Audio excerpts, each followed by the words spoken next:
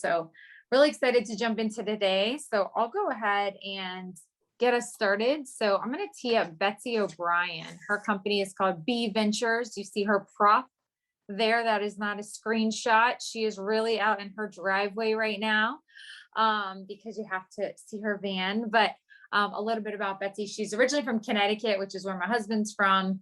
So high five to there, but made her way down to Virginia for college. She transferred to JMU. So she was in Harrisonburg for a little while and then came to Charlottesville about 8 years ago.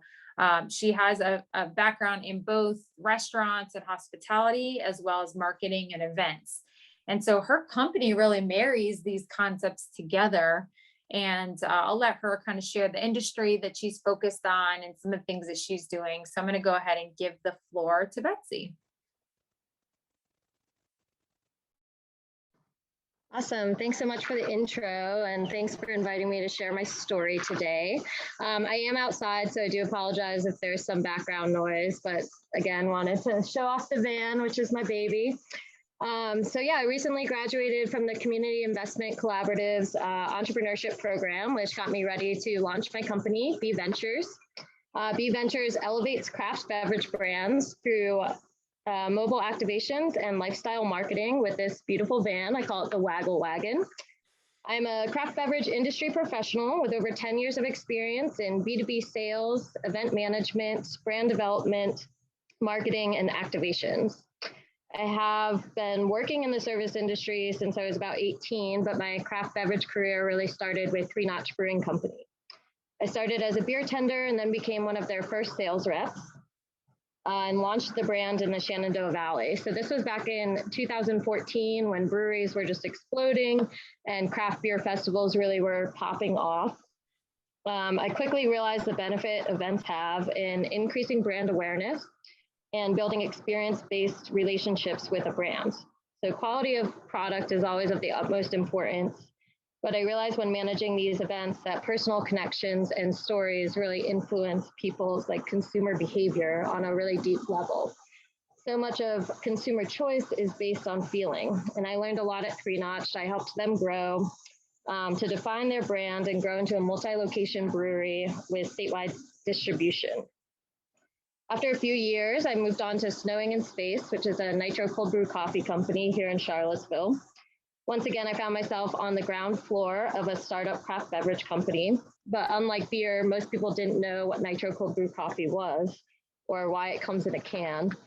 So product sampling became even more important, and education around the product was really my focus. As the first sales rep, I hit the ground running, grew our local sales by getting people just stoked about the product. And after a year or so, our line of nitro cold brew coffee cans was on the shelf at all the Whole Foods markets in Virginia, DC, and Maryland.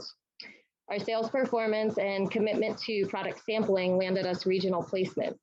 We were still a pretty small company. We just had a handful of employees, and all of a sudden our product was available in 7 states, which was awesome. Our team was stoked, but I kept wondering, how are we going to support our product in a market 5 hours away when we built it on product sampling and relationships? Where did I go? In practice, product sampling is simple. Meet consumers where the product is available for sale. They taste it, they like it, they buy it. But executing that across a region is very difficult. And I realized the growing pains during the transition from local to regional are pretty standard across all packaged products. How do you get people to try your products? How do you create a connection to your brand? And how do you maximize sales? I still believe product sampling and relationship building are the most valuable strategies, and that's the basis and the core of B Ventures. Again, B Ventures offers mobile event and marketing solutions to craft beverage brands through innovative activations and van lifestyle marketing. In August 2020, I purchased this Ram ProMaster. It was an empty cargo van, and I've built it out into a tiny home on wheels with a custom 3-tap draft system. This is the Waggle Wagon. Waggle means movement. It's a dance that bees perform to show members of their tribe where the nectar is. I took my years of experience with events to build out an ideal setup. The Waggle Wagon is basically a park and play concept. No need to haul tents, tables, product, or equipment. No need to struggle with 10 by 10 tents or piece together signage. The van is brandable and customizable. These are all magnets from the last event that I did. So you just get those printed, slap them up, and you have a beautiful, really concise signage. It stands out in a sea of pop-up tents with a large footprint and a lot of activation tools. They've been focused on completing the cabin or the living space inside the van and getting the draft system operational. The draft system is now equipped with an inventory management system, which measures keg levels, pour sizes, line temperatures, most popular drafts, et cetera. It just gives me something to present to my clients. I plan to continually invest in the event experience. There'll be a television running promos, there'll be a sound bar with lights, there'll be solar charging stations to keep people hanging out, and building a rooftop deck for additional activation opportunities. Yard games, and I'll have a social photo booth, which not only will generate some viral content for social media, but it also captures contact information and basic demographics. The goal of this setup is to change the game from begging customers for attention to attracting them and just creating a scene. Make conversations last longer, make interactions memorable, and increase sales. The van is an activation asset. It's versatile, mobile, and useful, but the van life component enables ease of travel and association with a viral lifestyle, van life. I can plan multi-week tours with minimal expenses and maximum content opportunities. So say a company is launching in a new territory, B Ventures would string together a tour with demos and events while introducing the brand to the place, exploring hiking trails, biking trails, rock crags, beaches, iconic spots, museums, etc., and linking all of that to hashtag van life. Hashtag van life has over 10.5 million posts on Instagram. Millennials are intrigued by this lifestyle of adventure, exploration, and freedom, and millennials are kind of the prime target market for craft beverage brands. So where I'm at right now is beginning outreach to breweries and event producers, trying to book activations for the fall. I did my first event 2 weeks ago in Asheville, and the concept worked great. The equipment was pretty flawless, and I feel solid in my basic setup. So now I'm just going to expand on the activation tools and make it a really cool thing. One of the things I would really like to get advice on from this group is my pricing structure. I've done a good bit of research through CIC and just kind of trying to find companies that did something similar to what I'm doing. And it ranges a lot. So if you have like a brand ambassador, they could be paid $40 an hour. Or if you have a mobile draft truck, you could be charging $1,000 per setup. And as I'm approaching these brands that are local to regional, that all seems rather expensive. So I'm trying to get kind of creative with how I can charge and just start doing events, collecting content, and building like a repertoire. And also, if anybody has any connections in the brewery or event or media industries and would like to connect me, I would greatly appreciate that, maybe in a breakout room or through the chat. Thank you so much. Awesome. And I'll throw up your information in a minute as well, Betsy. But you can, and we can put it in the chat for you. But let me unpin you here. So to reiterate, Betsy's question was around pricing. She wanted some feedback. And so want to open up the floor for any ideas that you guys have, or if you need her to clarify some of her ideas or what she's seeing, I know she can do that.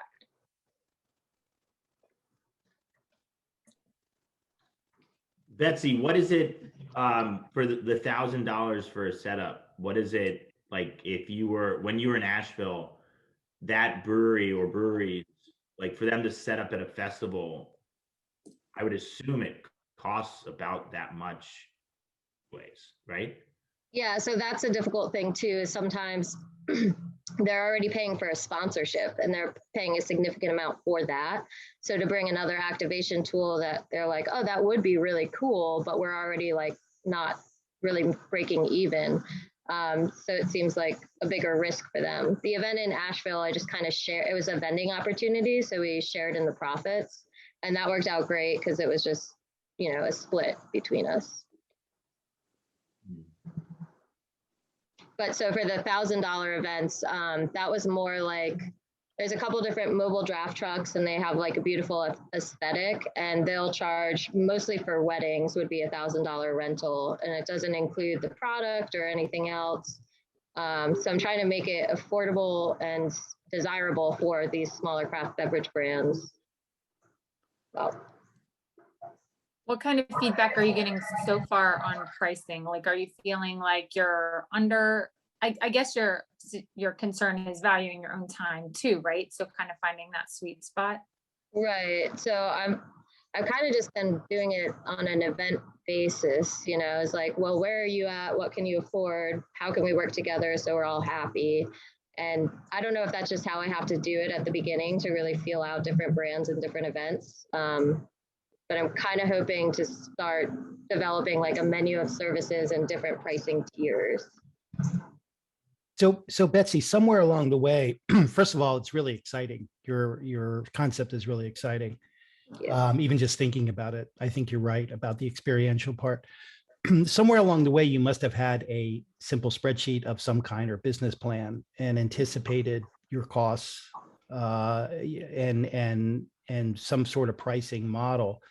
Revisiting that, what was that like? And how did you assume that, being in the business, where was that money going to come from and what was that going to be valued at? Yeah, I was kind of doing my pricing thing. I was putting it at $750 for an event, trying to value my time around like $30 an hour just to get started. But yeah, I mean, the interesting thing is now, like, I've already invested in everything. So the van is operational and it's good, and I already put that money away. And so now, like, my monthly expenses really aren't so high. So it's hard to determine like what the cost would be for me to go out to an event, aside from gas and ice. But there must be some sort of end game in terms of maybe you need to price it a certain way now, but eventually you're going to want this to run at a certain profit margin, I imagine, right? Yeah.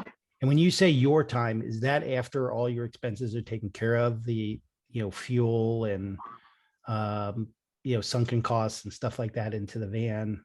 Mm-hmm. Is that what you mean? That you're clearing, you're planning to clear like $30 an hour after all that, or? Yeah, after all of that. Mm-hmm. Okay. Yeah.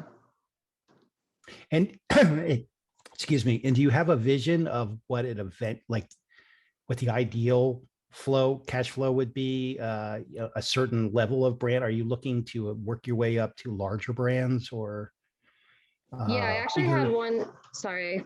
I had one great contact recently who has done like national tours for, I think Twisted Tea was his example. And we were talking about pricing. I was talking about pricing with him as well. And he was saying with the larger brands, like that's going to be the sweet spot. I just have to build up to it. Okay. But that, when they do a tour, it's like $1 million project and they already have this massive marketing budget to utilize. And he was saying like the fact that I have the asset, it's ready to go. I'll be managing it myself. It's a direct connection instead of going through all these different third parties where you have somebody create the asset, then manage the tour, and then actually run the tour. And so I'm basically minimizing that process and saving them a lot of money from what they would be. Okay. So you're trying to figure out how to price things till you get to that level kind of thing, how to build.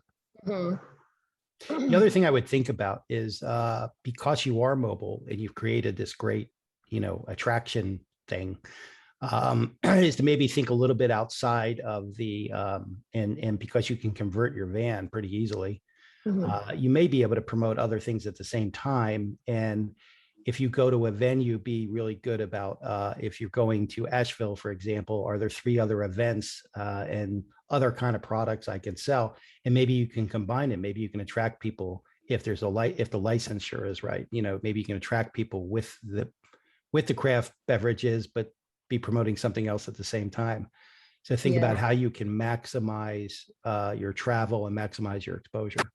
Yeah, that's great advice. I've been thinking about collaborating with because what van life stands for is outdoor adventure and exploration, and a lot of the craft clothing brands or hiking brands or different outdoor gear brands, they tend to have a little bit more money to work with, but they're looking for a cool way to attract people to their booths and whatnot. Yeah.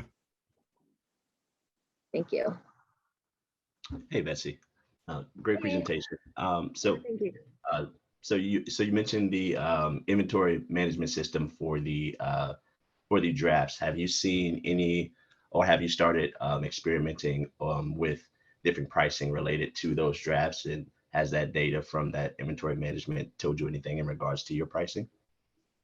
Yeah, the system is really cool. It's actually started by some JMU graduates, which is where I did my undergrad.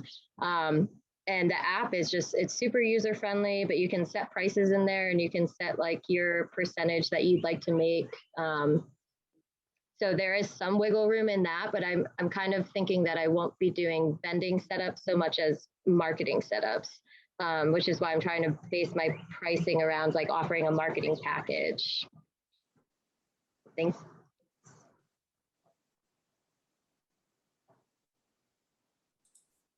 Hey, Betsy, this is Jeremy Jones. I think this sounds really cool. My background is in marketing, and as I was thinking about it as almost, it's an advertising vehicle, and how would it compare to other advertising vehicles like radio or print ads or things like that, and maybe as a way to pitch yourself if you sort of hear a brand or somebody that you're targeting and they've got radio ads or print ads, try and find out what they're paying for those.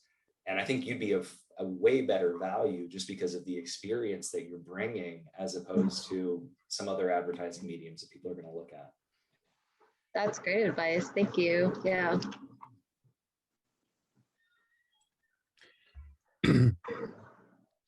Yeah, there's one, as long as no one's talking, one other thing. You had mentioned something very interesting. You said that you can measure which taps are most popular, and that gives your client information. You actually probably could expand upon that, and maybe you've already done this, and this is something that was part of your job anyway, of getting a lot of feedback on product launches or testing products or that kind of thing, because you are getting people hanging around. I don't know how much information you gather from them, but certainly on a mobile basis with an iPad or whatever it may be, or maybe some interaction with the product, and you video it or whatever you do, there may be another package you can layer on to test products and get feedback on them. Yeah, that's a great point. I spoke with, I used to work with Three Notch Brewing Company, as I said, and they're getting ready to launch a non-alcoholic craft beer line and looking for a lot of feedback on their products. We're hoping to pull together a festival this coming weekend, but it didn't quite work out with timing.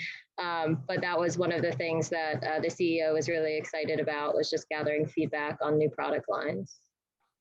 Yeah, because what you've done successfully, which is interesting, is you've set up an independent brand, your B Ventures, right? So, it's like the B Ventures van shows up. What are they talking about today, right? Mm-hmm. And so you really set yourself up. As long as you're willing to drive around places and invest in a van, you've really set yourself up to promote a lot of different things, to be flexible in that. Thank you. Yeah, the idea is like flexible and deployable. So. Mm-hmm. Yeah, and focusing on that van, as you said, the van lifestyle kind of thing, that's your sweet spot, and that's where anybody that's interested in that kind of what springs off of that subculture is. Yeah, great. Yeah. Yeah, as Craig was talking, I started thinking about like product sampling, which is something that used to be so, you go to the grocery store or the Costco or something, and everybody used to be giving out samples. It doesn't really happen anymore in this post-COVID world. I was just wondering if this is a way, to park in front of it, and this is just sort of brainstorming, if there's somebody who wants to get distribution at a Whole Foods, right? You were talking about brands you've worked with in the past that were trying to get distribution. If there was somebody who wanted to get distribution at a Whole Foods, would Whole Foods allow you to park in the parking lot and sort of do sampling out there? Because I don't think they allow sampling inside anymore. And then that becomes great data for whatever brand you're partnering with to build the sales case to that retailer. Yeah, that is really interesting. I do wonder if they'll start doing inside demos again.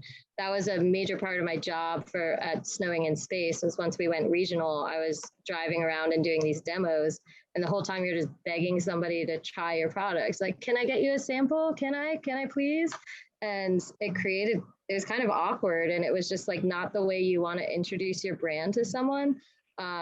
Which is why I said like, the setup is hopefully just attracting people to it and just like, what is going on over there? So that was the idea. It's great. Yeah. Ben, did you have something? The Yeah. only thing off of Jeremy's point around the broader marketing package is, I mean, it's a billboard too, you know, beyond the experiential. So it's like, if you could tack on like you should, I mean, I guess not just looking at pricing of like, what does it cost to host a festival and like what you should be pricing there. But like, I remember, you know, a year and a half ago, we worked with an artist he did a Black is Beautiful in Richmond. And then we put one up here in Charlottesville, a billboard, but we looked into doing a mobile billboard that around the August 12th would just like circle the city with Black is Beautiful. It costs a fortune. So like that could be, you know, that could be an add-on that, you know, you're a bigger marketing. It's just like, okay, hey, I can do your event, but I can also be your mobile billboard, and we will stop at X number of locations. And that's just part of any company's marketing budget, you know, and I would guess that would, I mean, for us, just for a day was going to cost thousands of dollars. Really? Yeah. It's interesting. It's kind of think of yourself as as a media channel. Think of yourself as a TV station, as a radio station.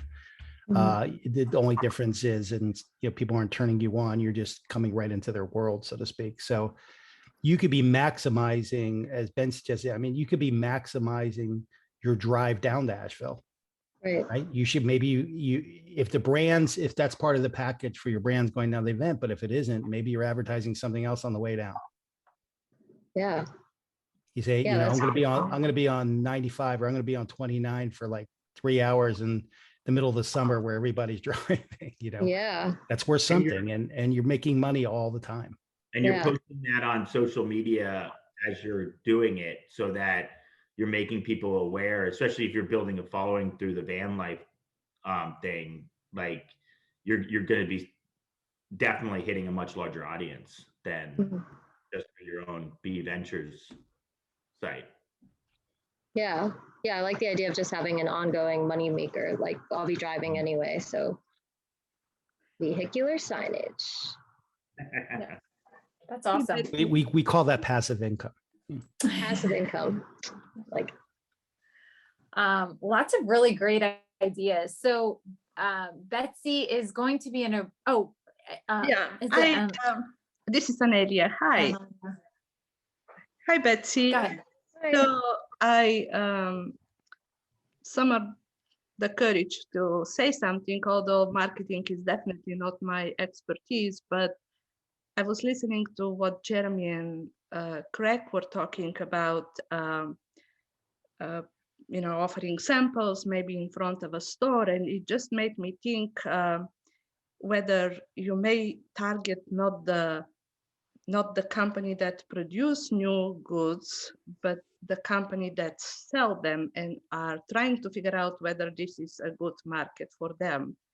So if 10 people are approaching Lidl or Whole Foods or any store with products, and they are wondering whether this local market will embrace the product or not, maybe you can actually offer this connection and drive around, offer it for a while, connect the data, because you seem to be very well equipped with gathering information. So it's probably not very expensive to at least call and check and see how these companies may react to your offer.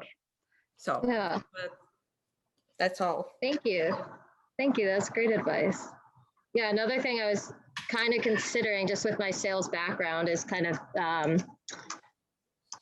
going in, checking on products, making sure just to have eyes on products like at the shelves at Whole Foods, checking on their back stock, or doing sales for a company like when I'm in that area. That was another idea. Yep. Awesome. Well, thank you for speaking up, Analia. And we're going to go ahead and transition to our other speaker, but thank you, Betsy. That was great. I may just put your information in the chat if that's okay. That works, yeah. So I'm going to put her information in the chat, and she will be in a breakout room at the end of this. So if you have any other ideas for her, please meet her over there. She also would love connections to different brewers or beverage industry or marketing or some of the different connections she asked for earlier. So meet her over there, and then I'll also put her information in the chat. So thank you so much, Betsy. Thank you all. So want to transition to our, what we call crash and learn speaker, our seasoned entrepreneur that will share some more stories. So I wanted to introduce Pfinsgraff and just a little bit about him. He's originally from Annapolis, Maryland, and went to University of Maryland. Kind of a fun fact that I discovered in researching him was that he was a professional baseball player. So he played, he was a team captain and a starting pitcher for college, but then was drafted to the Phillies and did that until, unfortunately, an industry ended that career. But I didn't know that about you, but that was a cool thing to discover. But after that, Ben went to Darden. So that's what originally brought him down to Charlottesville for a stint. Went to Darden and then worked, another fun fact, in the investment banking world with Deutsche Bank for a couple of years. And I don't know the reason to leave that, but I think that's something people do for a couple of years and then maybe a transition. So he transitioned down to Charlottesville with the Clifton Inn, was brought on board to help them with their operations and branding. And that was his experience in hospitality, and discovered an opportunity there. So then he went on to co-found Common House. So what's really exciting, that's here in Charlottesville, if you haven't been, it's a fantastic venue, social space, etc. I actually got married there. My wedding reception was there. So I'm a big fan. And it has expanded to 3 locations. So you're going to get to hear from someone who has that business and also another Old Line Spirits. He's a co-founder of that company as well. But has expanded a business to now 3 locations in 3 very different cities. And so yeah, he has his hands full with a lot of exciting things. He also has 2 boys and a lovely wife named Lily. So I would love to give the floor to you, Ben. So thanks, Hope. I appreciate that. Yeah, so that's really my background. And when I left banking, well, there was a couple things. Is that I did start Old Line Spirits while I was still doing banking. So that is a craft, a whiskey company. We're based out of Baltimore. Now I'm passively involved in it. I used to be on the board. I'm still a co-founder, but Constellation Brands is our largest investor, and they've been reinvesting in us several times. So there's definitely been, the board has been revamped, and it's a much larger company. So I'm not that involved, but I decided instead of doing that full time with my business partner for that, I ended up moving to Charlottesville and took over Clifton Inn. And that really gave me a crash course in hospitality. And when I left, I had positioned it to be sold, which thankfully it has been sold and is under new ownership and much better capitalized. But when I left there, I had originally thought I was going to go into private equity, and I had this unique opportunity to partner with my now business partner, Derek, to help him launch Common House. And I originally was not interested in getting back into the hospitality business. It's a really tough business. It's, generally low margin, cyclical, a lot of things that I didn't want to dive into again.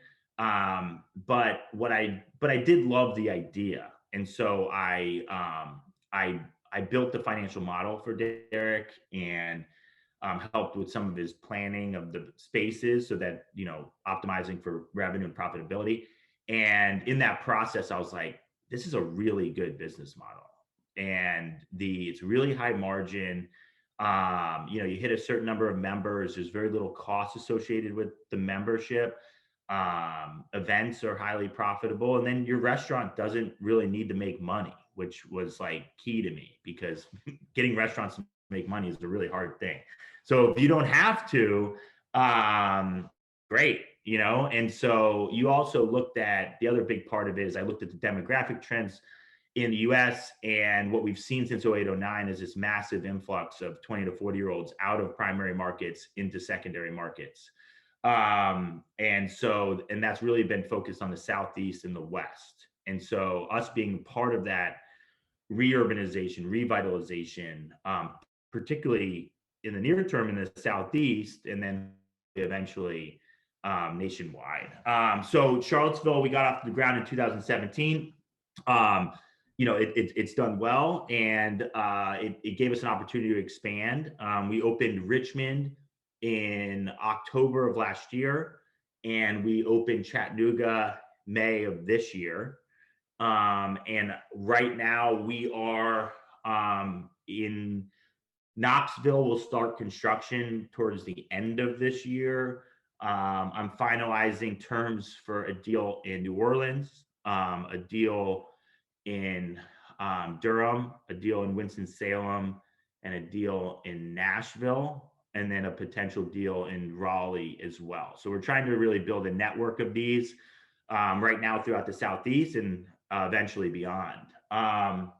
So what I was going to touch on today in terms of crash and learn, there's been a ton of that. I've been doing this now for 6+ years, and it's definitely been the hardest thing I've ever had to do, way harder than trying to make the major leagues. And there's, as with any startup or entrepreneur that you listen to, there's high highs, but there's really low lows, and trying to stay here as much as possible is the key, which I would say that I was not good at early on. There was times, especially within the first year of opening and even the 2 years prior, where I was juggling 8 different things, where any one of them, if they fell, we all went bankrupt. Right. So it's like, whether it's, multiple bank loans to investors, to the building, to construction, to XYZ, any one of those things fell, everything went under. And so for that, there was a lot of sleepless nights, and stress was, at its highest for years at a time. And so I'm not going to touch on that, but I wanted to touch on some more recent events and kind of how all of that kind of up and down and failures and getting through that, but the lowest lows and getting through the lowest lows helped me navigate some really tough situations that have happened over the last year and a half. So in 2019, I went out to do a capital raise. During that process, I ended up restructuring our company and I'm not going to get into all the deals, but I restructured it from us going into lease arrangements to becoming a management company. So all that really means is that we didn't put any money into a building. We don't, we get profit share. I mean, we get profit share and we get gross revenue. We operate like a hotel. And that's not really to get into the weeds of that, but I restructured the company. And what I realized in doing that is that I needed dedicated real estate capital in order to invest into our future markets. And so I went out to raise money for Common House, and then to raise money for a separate fund. I was going to raise $20 million to invest directly into real estate. And I went down this path in 2019, and I had a couple horses I was going with, and I ended up going with the sexier horse. This was Highgate, which is one of the largest hotel and real estate investment companies in the world, and they own a 50% of the New York, the Manhattan hotel market. They own 50% of the Hawaii hotel market, but they're one of the largest owner operators of hotels worldwide. And I was negotiating directly with the founder, Mahmoud, and he kept on assuring me that this deal is getting done. This deal is getting done. Like, don't worry. And so I had raised capital for Common House, a few $1,000,000 to run the operations in tandem to this real estate fund. And because of the assurances I was given during this negotiation process, I ramped up my infrastructure on Common House's side, but I hadn't yet gotten the capital. But I was like, I'm about to position my company for, very quick growth. And I need the people in place to do that. And so I was ramping my my company, but again, the capital wasn't yet in place. So I am, kind of spending money I don't have. And ultimately, this negotiation on the $20 million, it just kept on dragging on and on. And my gut was telling me this ain't gonna happen. And ultimately, it came down to the end of 2019. We went to sign the deal, and Mahmoud's business partner, this guy Neil, steamrolled the deal at like literally the 11th hour. And he, some key terms that were deal breakers for me that we had worked around it, he threw back into the deal at the 11th hour, and I had to walk. And it put the company in a really difficult position because we right now had to essentially start from scratch. And I'd already built up this infrastructure, and I had a lot of payroll I had to pay for, and I didn't have the money to do it. And so I took out loans that were too expensive. I obviously my business partner and I no longer took salaries. Like we had all of these, like, we just had to do everything we could to make it work. And I had to pivot really quickly. And I was able to successfully engage the investors in Common House. And even though I didn't have the $20 million, I was able to still secure $3 million for the operating company. And what that my learning experience from that, and I've known this, and I tell myself this all the time, but you sometimes forget it in the moment, is trust your gut. And I should have been starting to pivot and look at different options sooner. You can never have all of your eggs in one basket. And my business partner for Old Line Spirits has done that several times in capital raises we've done there, where he's like, no, this group's coming in. I'm sure of it. And I'm like, dude, just keep raising from other people. Like, don't just bet on that. Right. And every time he did that, it's backfired. And this clearly backfired for me.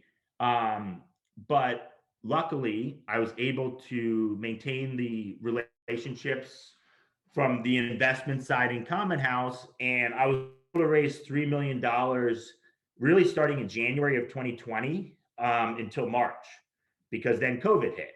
And I was aiming to raise 3.5, and we raised 2.8. And so I was like, okay, we got some capital.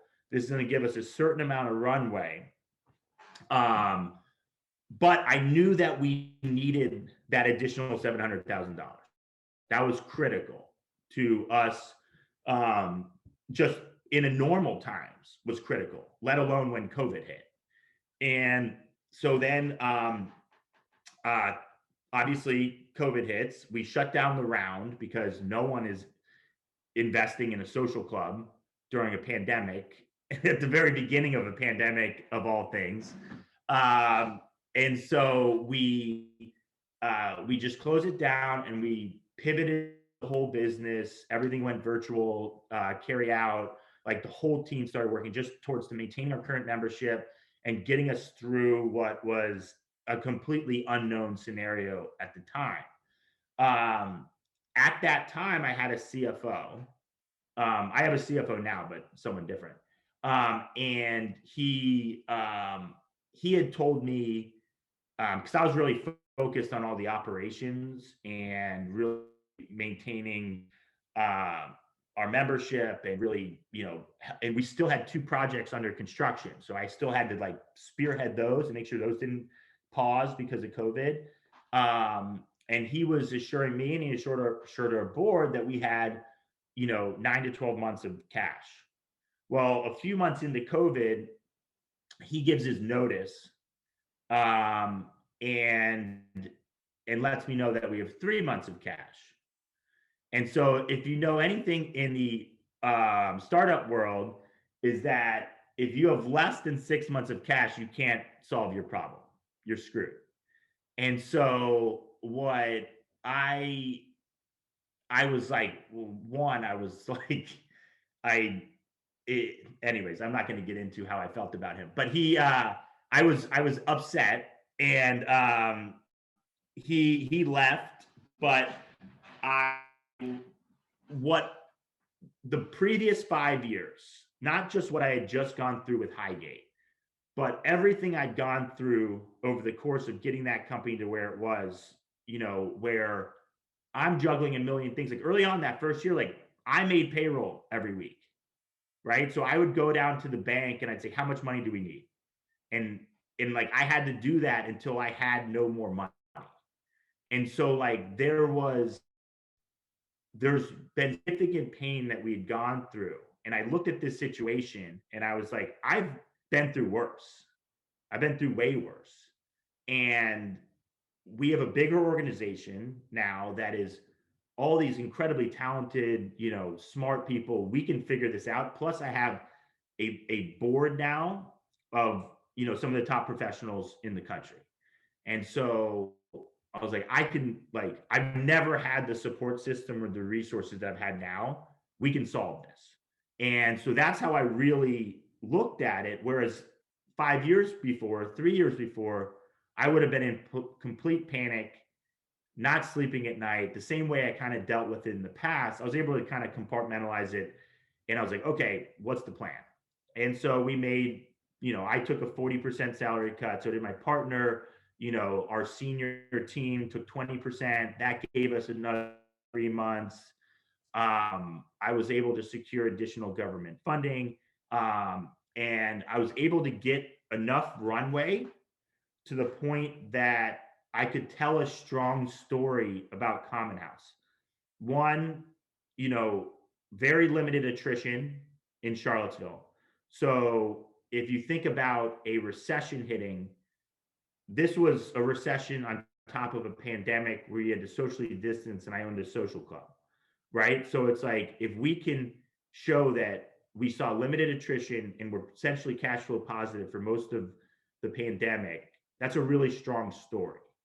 And then 2, one of my larger investors runs Blackstone North America. So he's one of the real estate. So he's one of the largest owners of real estate in the world.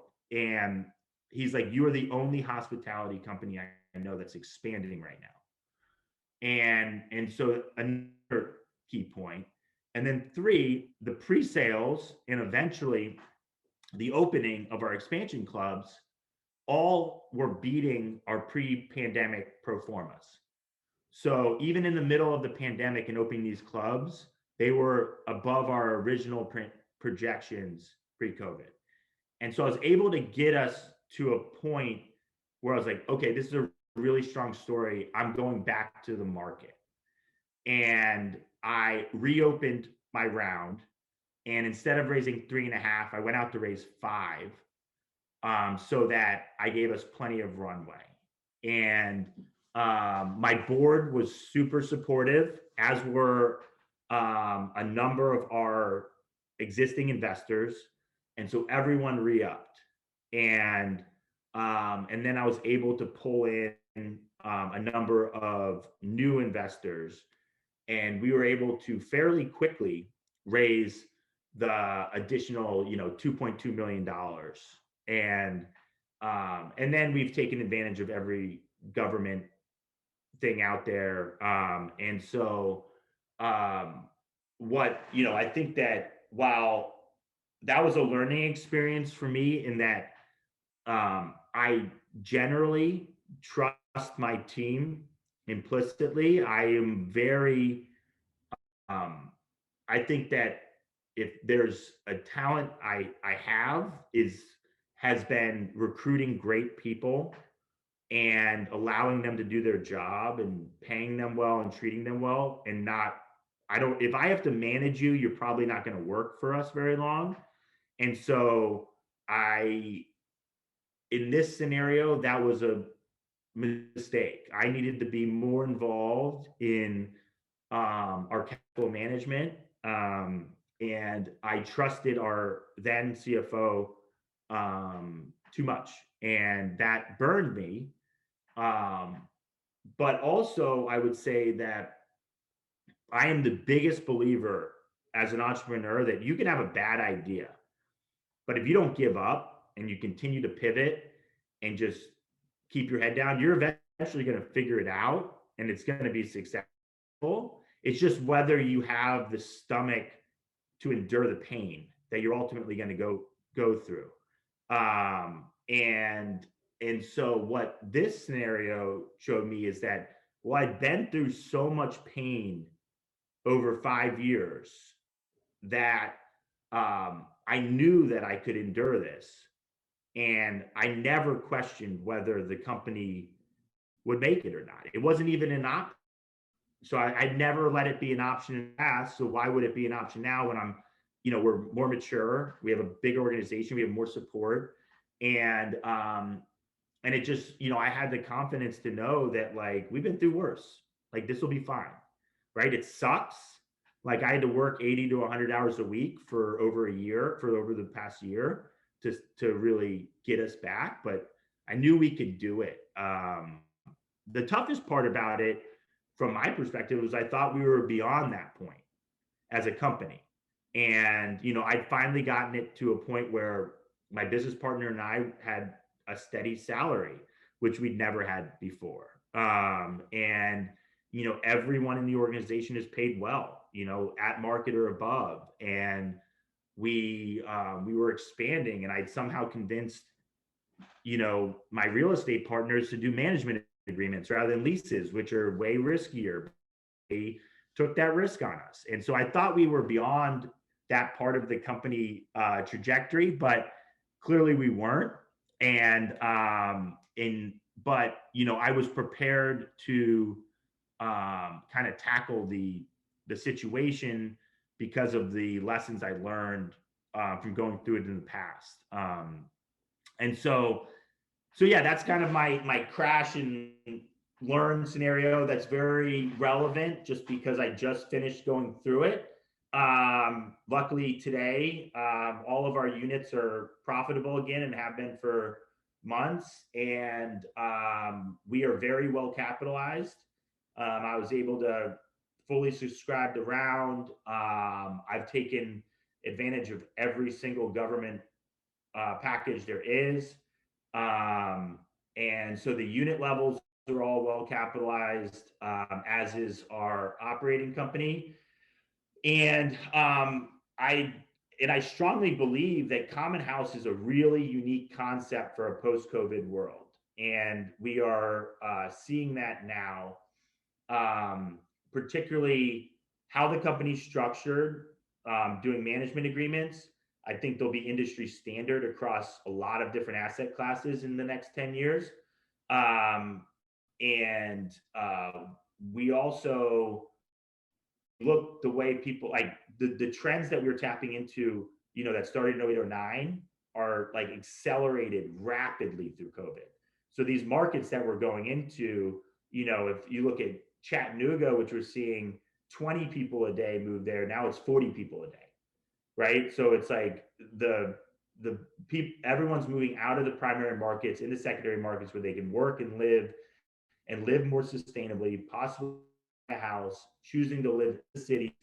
But they're young and generally high income earners. So but we aren't just a co-work space. We aren't just a social club. We aren't just a fitness and wellness center. We aren't like, we're all of that in one, in a much more contemporary, inclusive, and diverse environment, right? And I think that is also a separator, is that we don't, there's no exclusivity to we don't want any exclusivity to our brand, beyond the fact that you have to pay to belong. Like, if you apply, you're getting in the order that you applied. We don't judge anyone. We don't think anyone's cooler than someone else or any of that stuff. And I think that, I think that taps into a lot of the ethos of this generation. And so I think the product that we're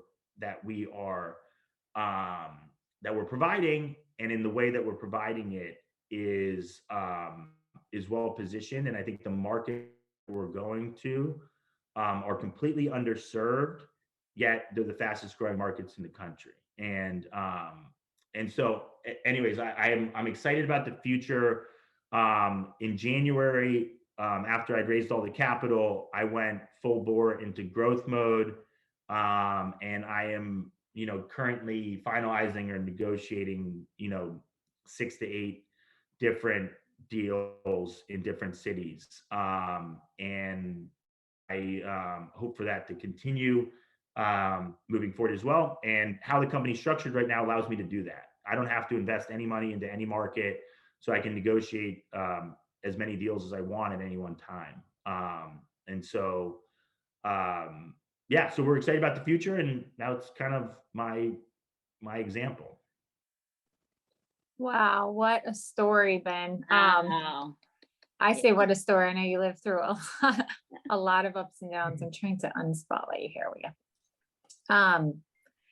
Yeah, thank you so much for sharing so openly, vulnerably, if that's a word.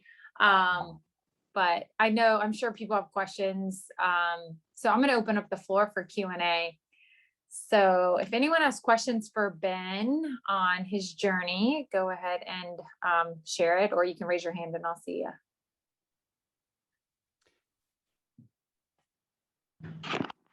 Gretchen has a question. Gretchen, yep. Mm-hmm. Hey, Ben, thank you so much for sharing that story. It was really informative and inspiring. You mentioned that you realized that you needed to get out of the leasing space and I think into the owning space is how you described it. How did you go about making that decision, and how did you know it was the right decision? So I went from leasing to management agreement. So so to give you example, in Richmond, Chattanooga, I had 2 deals that were brought to me, one by the Ucrop family in Richmond and another one through Walk to Town in Chattanooga. And they both put together a deal that they would pay for 100% of the hard and soft costs of construction. So essentially they hand us a finished building, and then Common House comes in and we sign a lease. And then we are in charge of putting all FF&E, so furniture, fixture, and equipment, and then all working capital. So anything to pay for salaries and inventory, and et cetera. And so even with my development partners putting up the bulk of the capital, so that would have been $10 million in Richmond and $12 million in Chattanooga, I still had to come up with around $2 million, is what the FF&E and working capital costs. So I'm in New York every week, pitching to raise $5 to $10 million to get these clubs off the ground. And I'm raising venture money, essentially. So money with an infinite return profile. And I'm taking that venture money and I'm contemplating investing it in furniture, which is a complete inefficient use of capital, right? And so I was like, this makes no sense. And I'm gonna have to follow the WeWork strategy. And this was before WeWork collapsed. But I was like, I'm gonna have to essentially become WeWork and raise hundreds of millions of dollars just to get to a fraction of where I actually want to be. And so I started researching a management agreements. And there was a few companies that I'd become close with, the CEOs. One was Industrious, which is a co-working concept, and another is Common, which is a co-living concept. And both of those converted to management agreements. Now, management agreements aren't new. The hotel industry is 100% management agreements, right? Marriott doesn't own any real estate, right? And so it's all owned by outside REITs, and they're a pure management company. Now, what it hasn't been widely used outside of the hotel industry. And so I put together, I went to my partners in Chattanooga. They owned the building, but the building had no other use other than common house, and they bought it specifically for us. So I went to them first and I said, hey guys, this is where I need to take the company.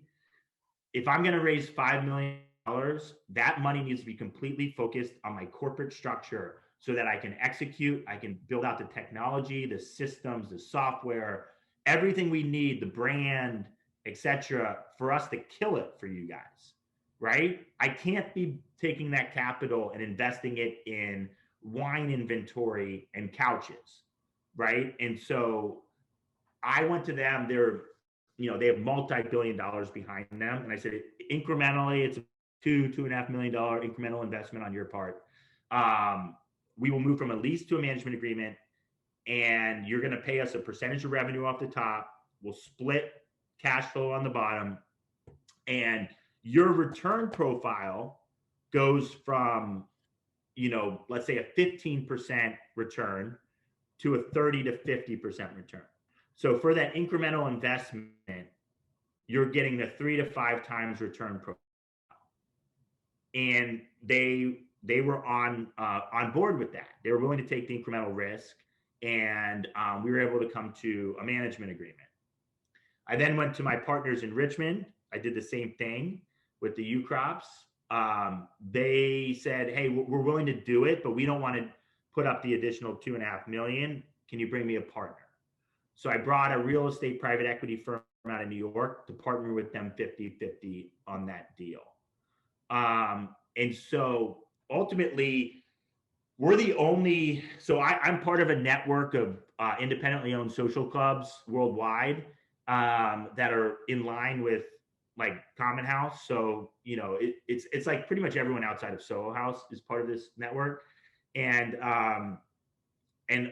we're the only ones who've ever done this before in this space.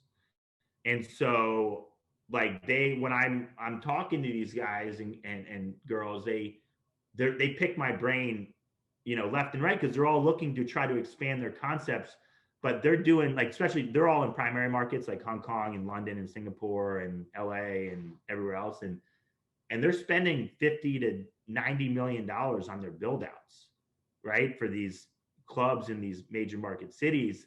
And they're like, well, what do you spend? I'm like, I spend $0 on my build out. So I don't have to raise any money to open a new club. And so it's definitely something that's new in this space. Soho House, I don't know if you guys saw it, but they recently went public. And they pitched themselves in an asset light model. They absolutely are not asset light. They are, I looked at their Nashville build out, and spent $140 million to build Nashville out. That's insane. They have $2 billion of debt, right? Like if someone gave me $100 million today, I wouldn't know what to do with it. I don't need it because of how the company is structured. So we are, it's truly an asset light model. And so that is why I went down that path. While my unit economics are less than they would be under a lease, I'm able to do 10 of these at once instead of 2. Awesome. Thanks for sharing that. I think it's always hard to go against the grain and do something new. So that's incredible that you're able to do it, and it's actually better than the status quo. Yeah, that was a lot of my pitch was anti-WeWork before WeWork collapsed. Um, so a lot of people told me, "Why are you bad mouthing WeWork?" I'm like, I'm not bad mouthing. I'm just they have a bad business model, and so I got a lot of pushback, especially from VCs and others. And then they collapsed, and everyone was like, "Oh shit, they should have done what you're doing." Nice. Hey Ben, Darius here. So you again, thank you for sharing. That's a great story. And so I guess my question in these significant pivots that you made, and you described the CFO situation during these pivots. What I know you're leading the business, but you're also a people leader, right? And I guess what was the internal communications during these major pivots and these moments, and how did you handle that? Yeah, I mean, that's a great question. I try to be as transparent as possible with my team. So like pivoting the business model, while I'm sure that some of them still don't get it, I've been very honest. I like the same investment deck that I'm pitching to investors, I will also present to my team and say, hey, this is where our business is going. This is how we're structured. Let me know if you have questions. This is our growth plan. Especially my senior leadership team, I try to make sure that they understand as much as possible about how the business works, where we're going, what I'm planning to use capital for, what our financials look like, and whatnot. From a pivoting from our CFO standpoint, that was a little bit of a balance. I took I blame for the situation that we were in, and I deserved it because regardless, if I'm the leader of the company, like I can't just because he mismanaged our cash flow and our finances, I should have been aware of that. And honestly, my gut told me that I don't think we have as much cash as he says we do, and I didn't jump into it when I should have. So I kind of took the brunt of that. And, especially when I had to ask my senior team to take, 20% pay cuts during COVID, I was like, we don't have as much cash as we thought. In diving into the financials after Jose left, we realized we were in a much tougher position, and that's my fault. I should have been more on top of it. I should have been more on top of him. And this is the situation we're in. We're going to get through it, and I'm going to make it up to you. So how we're making it up to them right now is they're getting equity for their sacrifice over the last year. So for that salary sacrifice, they're all getting a certain portion of equity that hopefully far, far exceeds any cash sacrifice they made over the last year. And if we all grow this business together, that's going to be worth a hell of a lot more money than the cash sacrifice that they made during this past year. So it was definitely a balance. I didn't want to go into it and just I was going to say, well, whatever, shit all over my former CFO, right? Like that's not productive. That's not, I didn't want them to have ill feelings towards him or whatever. So it was kind of a balance, and ultimately I just kind of had to take the brunt of it. Awesome. No, thanks for sharing. Yeah.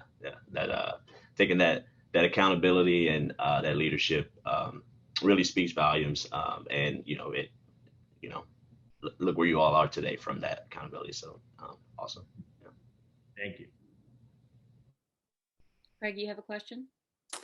Yeah. Ben, first of all, I just want to express how disconcerting it is to realize that my membership at Common House was not tied to how cool I am. Just give me a moment here.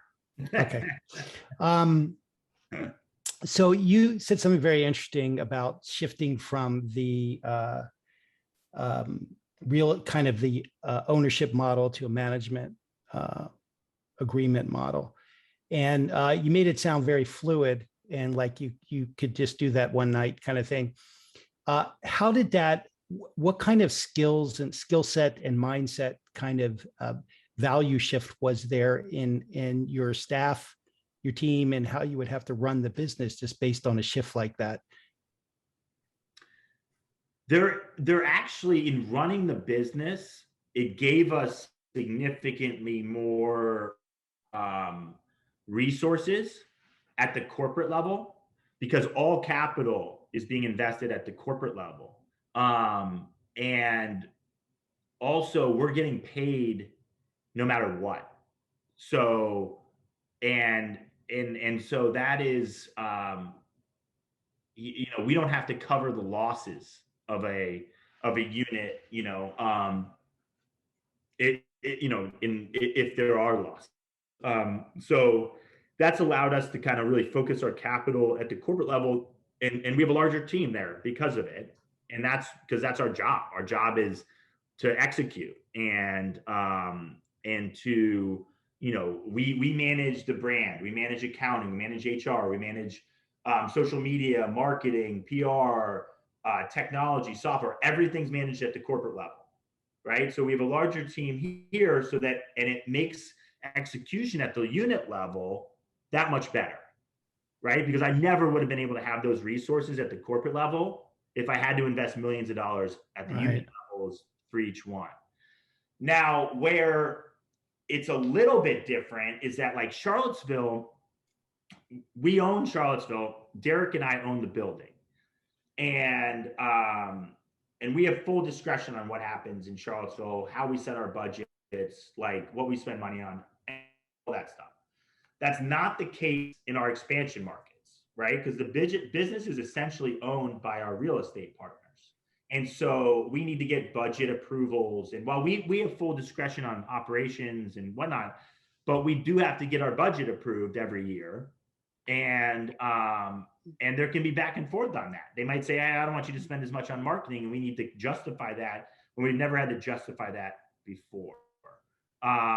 And also, like, if there's like a CapEx requirement, like, hey, these chairs aren't working or this isn't working, like we want to redo something, we have to get approval for that. That's something that we've never had to do before. If I had the money, I'd just pay for it, and so that it's a little bit of a different relationship. And each one's a little different, and we have a different ownership group in Richmond than we do in Chattanooga. And in Knoxville, I brought my Chattanooga partners into my Knoxville deal, but we'll have a different joint venture there. And, we're working, our New Orleans deal is, one of the largest funds in the country. And that'll be different, so you do have to learn to not just, my team has to learn not just to operate as like, asking Ben for approval, right? It's also like Ben now needs to ask another ownership group for approval as well. Right. That dynamic's so different. It hasn't proven to be difficult at all. Like ultimately, like I can get us whatever we need. But it's that's a little bit different from an operational standpoint for my team. Yeah, I was just curious about the skill set. So you were originally set up as a hospitality company. Now you're kind of a management marketing company, right? You're selling a culture and a brand, kind of, right? Or a way of doing business. Yeah. Yeah. So like, if you look at how, like Joe Scala and Aaron Scala and Matt Green and Virginia, and like our whole like execution team, that's a hospitality company right there. Right. And then like, we have a whole separate group that AC runs that does our brand, our social media, our marketing, our technology. And then now we have an HR department as well. And we have a finance department. And and then we have an operations department that sits above our hospitality department. And so there's a lot of different facets to the corporate structure now than just brand and marketing. It's hospitality, it's HR, it's accounting, it's a lot of stuff. Thank you. We have time for just one more question. So Analia, did you want to go ahead and ask yours? Yes, Ben, it's a very interesting story. One component that was resonating with me is you mentioned that when things really turn out downhill, you found yourself surrounded by people that you felt comfortable to work through and come up with ideas. And that's interesting for me because you, on one side, you need expertise, but on the other side, you need people that are willing to go above what they know from prior experience. And I was wondering whether you were just lucky to have these people already around you, or it was a deliberate effort to find who are your partners or who are your kind of mental support, idea support people. How you build this group to be both knowledgeable and flexible in how they think in a situation of crisis, if you can share something in that regard. Yeah, are you referring to my corporate team, like Common House, or my broader network? I would say let's talk about the broader network, because unless the team that you relied on in the last year and a half, when you needed to really think differently and get out of a troublesome situation. Yeah. So to start, like when I pivoted the company, I went out to my network, and so this, we're talking about like 2019, and I'm turning this into a management company. This is pre-COVID, pre me going through like the cash flow crisis, all that stuff. And so through capital raising, through just networking, through just building a business from scratch, I had a network that I could go to. I was trying to learn as much as possible. So whether that's talking to the CEO of Industrious or talking to the real estate fund behind them, Common is funded through a large real estate fund that's behind them. I'm very good friends with the founder there. All through capital raising, I've been connected to these people, and I just stayed in touch. None of them have invested in Common House, but we've maintained a relationship, and that really helped me think about it. One other person that I've been connected with probably 8 years ago is this guy, Will Guidera.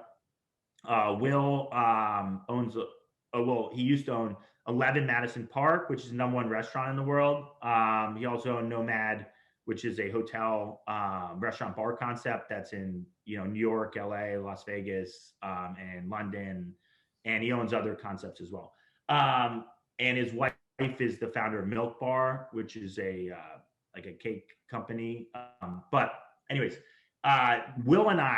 Will just let me do an internship at 11 Madison Park when I was in New York, before I took over Clifton Inn, and he and I just stayed in touch. Like I'd ping him all the time to ask questions, right? And to the point where like he's accepting the best restaurant in the world award in Australia, and I'm actually watching it in real time, and I sent him a text like, "Congrats, dude," and he responded to me while he was on the stage. He was like, he's just like was super responsive and kind with his time, even though he didn't need to be. And he does management agreements, so like all of his nomads are management agreements. So he allowed me to use the resources of his company to help me figure out how I'm going to do it. Right. And so that was really helpful. But then in the process of then going down, okay, for me to really do these management agreements the way I want to, the most efficient way to do that is to also have a real estate fund that can help invest in these deals and make the management agreements more palatable to the traditional real estate investor. And for me, what I did then is like, I need to build a board of directors that can be a huge resource to me as we are looking to do, because this is now becoming a much bigger endeavor than anything we've done before. And so Will and his business partner, Daniel, split up, and Daniel bought Will out. And I knew that before it was announced in the New York Times and all that stuff. I knew that was happening. So I went to Will and I said, hey, you've always told me you don't have enough time. Now you just have time. So, and you have a bunch of money. So like, can you join my board? And he's like, yep, let's do it. And then I went to Chrissy Gathright. She used to run a REIT called Apple REIT out of Richmond. They own probably 300 or 400 hotels. And she was a small investor in Common House. I said, I want to go down this PropCo OpCo. We're going down management agreements, which she's executed 1,000 management agreements in her career. And I was like, I need you to join my board. And she's like, well, funny you said that. I'm actually stepping down from Apple REIT, and I'm just going to do boards. And so I brought Chrissy on. I brought on a venture capitalist onto the board. One of my larger investors in the round, he used to run one of the largest hospital networks in the country. He came on board. I brought on Dustin Jones, who he asked me to teach a class of his at Cornell, and he ran their hotel and hospitality school.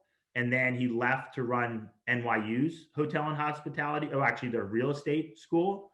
And so I asked him to join the board. And then I had the founder of Stonehenge Partners, who's a large real estate group. He was an investor of mine. I asked him to join the board.